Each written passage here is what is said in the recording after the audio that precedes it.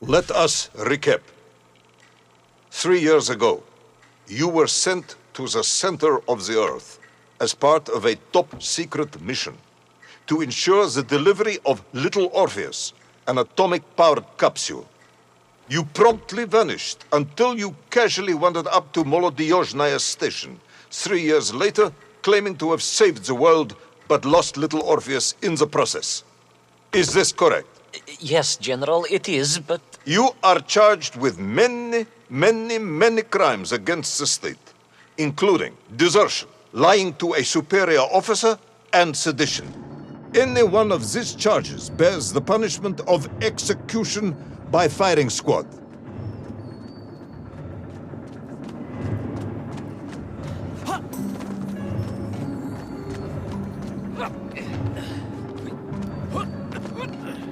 General, you must be reasonable. I did my best. It's all true, I swear. I swear upon the lives of my family. Oh, do you? Auntie Marcia and Uncle Vanya, the traveling tinker and the pig dentist, or perhaps Cousin Pavel, the criminal mastermind with the unhealthy taste for eggs. How stupid do you think I am, Comrade Bevalov?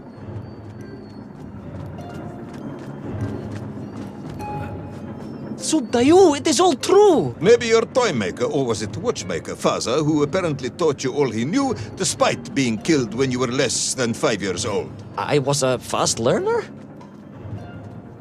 You have precisely 1 minute to convince me not to summon the guards, and have you shot on the spot. A minute? A lifetime. It's all I need, General.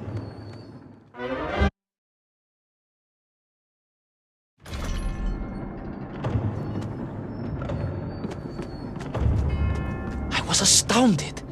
My father, I told you, I think I told you, he was a toy maker, and he often played with clockwork parts. Tavarish. But this made all those childhood wonders pale into insignificance. And it was fortunate indeed that my uncle... Vanya, the pig dentist? No, my other uncle, Sasha, had taken me mountaineering in the Urals during my childhood, for it was only by scaling these giant mechanical parts that I would reach Little Orpheus. Yes, I had been thinking that it seems awfully convenient that you were such an accomplished climber. I don't, however, recall any mention of this Uncle Sasha in your file. He was a very private man. A very unlikely man. That was Uncle Sasha's blessing and his curse.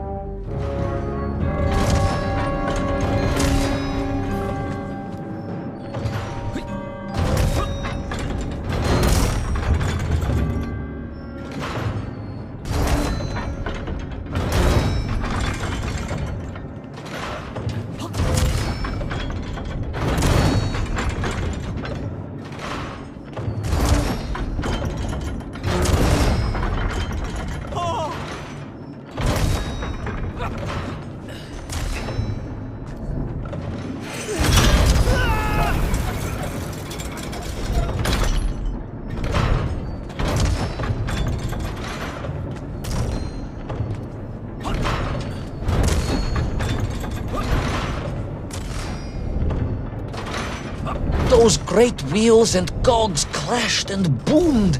The vast hands of all time crunching forever and ever around. Ivan Ivanovich. Pendulums and springs and great big wheels and tiny little wheels. Tavarish Privalov, stop! Though at least the Myenk were not here, especially as they seemed to infest the world below the surface. Myenk everywhere. Myenk. Many Myenk. Myenk for plenty. Myenk. You are babbling, comrade. Enough.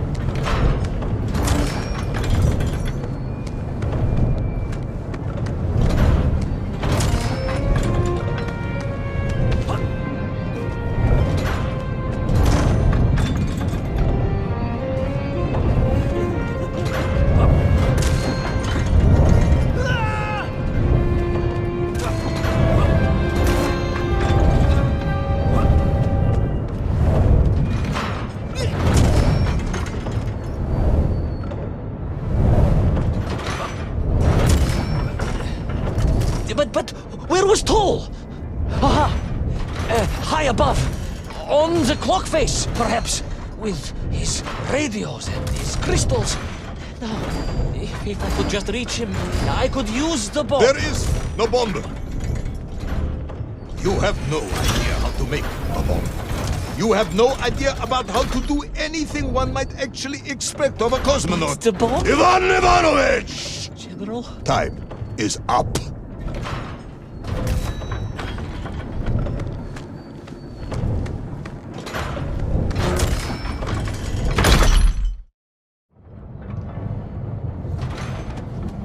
Stop talking, Tavarish. You don't know what happens next. It is obvious. You've done very well. I applaud you for your efforts and your story. It is a wonderful tale, Comrade Privalov. I have enjoyed it immensely. But every story needs an ending. And it is clear yours does not have one.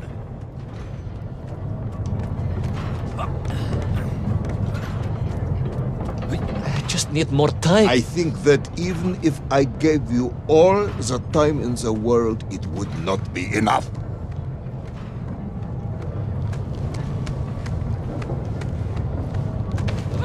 No, General. I can do this. That is, I remember what happens next. I just need to catch my breath and compose myself. We both know how this story ends, comrade. But little Orpheus, you haven't heard what happened.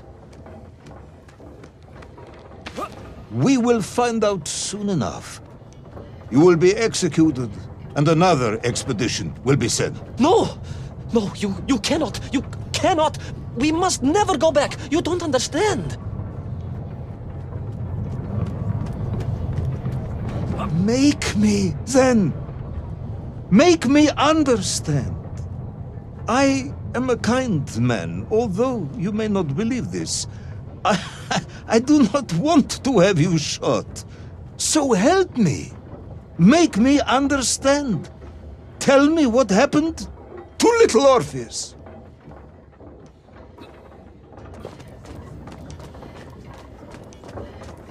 It was... Ivan Ivanovich? It was...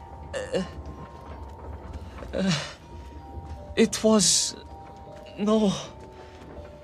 I'm sorry, General. I'm sorry, I have no idea. You are right. I simply cannot think what happened next. It's just... a blank, General. There's nothing there. very tired, you see. Comrade Rivanov. Ivan. You're right. It's over, General. Perhaps you would be so kind as to write to my mother for me. Of course I will. You are a kind man, as you have said. And, General, Yes, Ivan. was it a good story? Oh, yes. It was an excellent story. Thank you, General. I am just sorry I couldn't give you an ending. Unless... General? Quiet, Tovarish. I am thinking. Unless... I seem to remember that there were many problems with little Orpheus during production. General? Problems with the casing around the atomic battery. Concerns. Concerns, General? Yes, concerns. Unlikely though that might be. Yeah, it seems if I remember that it failed to secure properly. A sharp blow could spring the hatch and expose the fragile casing of the bomb to any would-be vandal. I'm not sure I follow you. A resourceful yet forgetful hero might, one would think, take advantage of that fact. But how, General? Where would I find something to strike it with? The son of a watchmaker would easily find something within a giant clock mechanism that resembled a hammer, surely. A hammer? Why, yes, General. I do remember now. I grasped the hammer-shaped thingamabob. Let's just agree it was a hammer, Ivan. Yes, of course. Let's do that. I recovered my senses, shook my head, and looked about me. In my distracted stupor, I had climbed further up the tower than I ever thought possible. In front of me was the clock face, and I gazed out through it at the sheer expanse of history. And I knew whatever happened next... happened next? The hand of destiny had fallen upon your shoulder. Yes! It had. And what an extraordinary hand it was.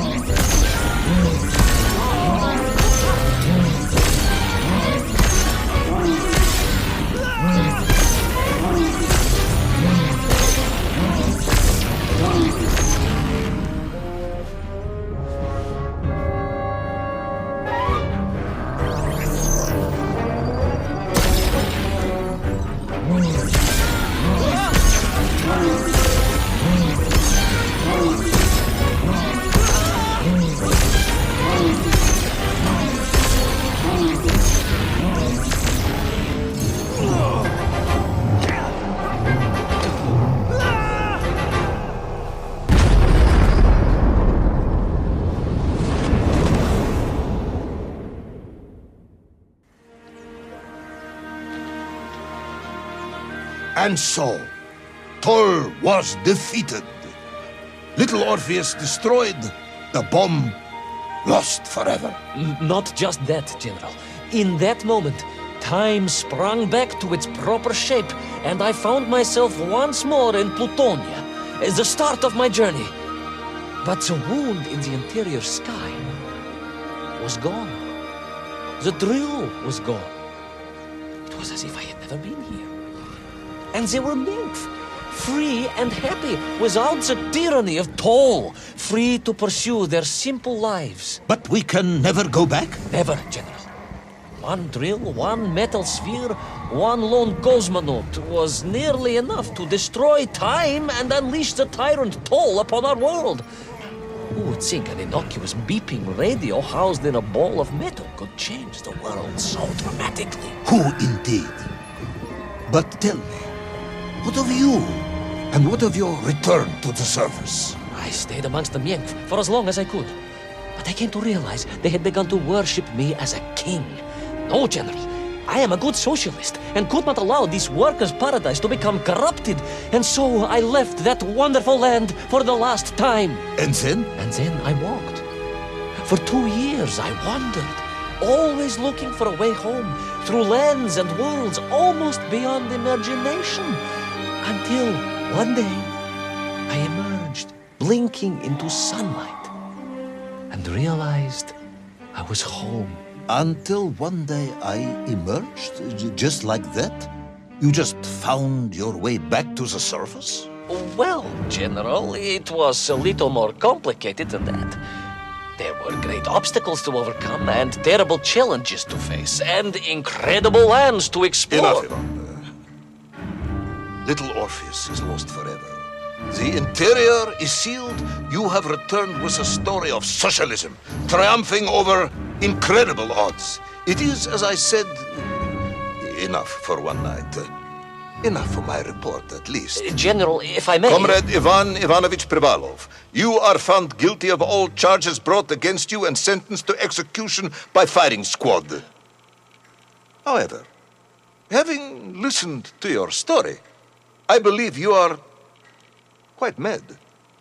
In other words, I find your madness guilty, not you. And we cannot execute madness. And indeed, there are lessons to be learned, even in the depths of this madness. Perhaps the Americans were right to send the chimp after all. So, General? Get out of my sight, Ivan. Go home. Enjoy a state pension as a madman. Just make sure I never see you again. Yes, General. Of course, General. Anything you say. I shall be small and quiet and live a life without excitement and... Out! Until one day I just emerged. Oh, very good, Tavarish. Very good indeed.